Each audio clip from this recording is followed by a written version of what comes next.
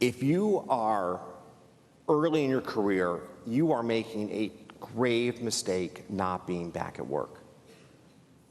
It's incredibly difficult to have the managerial experiences and the interpersonal experiences that you need to have to take your career forward in a work remotely environment. Work remotely is very good at maintaining the status quo, but the world's not static.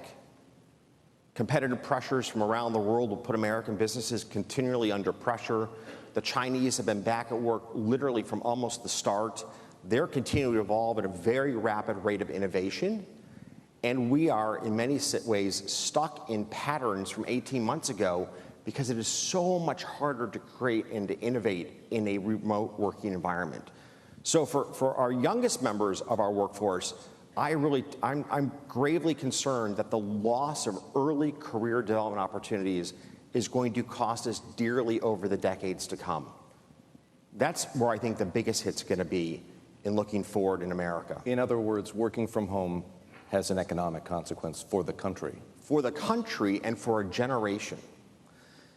You've addressed the millennial question.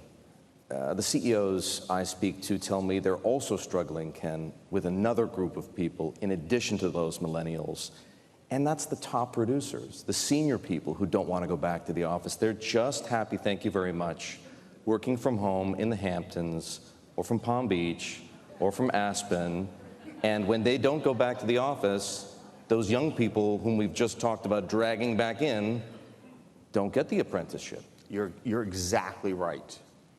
You're exactly right. And this is where leadership matters. This is where when the CEO being in the office is so important. It's the tone from the top that we're going to get back together, we're going to get back to work. I really wish the President of the United States would make this part of a keynote address. It's time for America to get back to work. And in the meantime,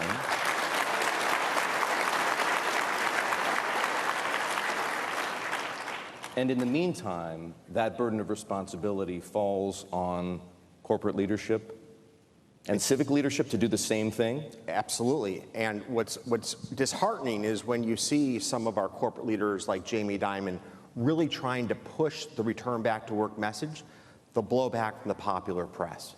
Do you think that's why other CEOs aren't doing what he's doing and what you've just done? Oh, I know it. If you talk to other CEOs, they live in fear of how they'll be publicly persecuted from delivering the straightforward message, it's time to go back to work. So why shouldn't they be scared? They are scared, and that's part of what we're seeing right now. And that's why, again, from a leadership perspective, if our president were to address this really grave concern, I think as a country we'd be much better off.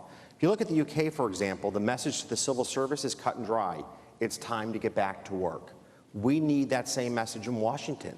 We need it for our government workers. We need it for our corporate leaders. We as a country, it's time to get back at it.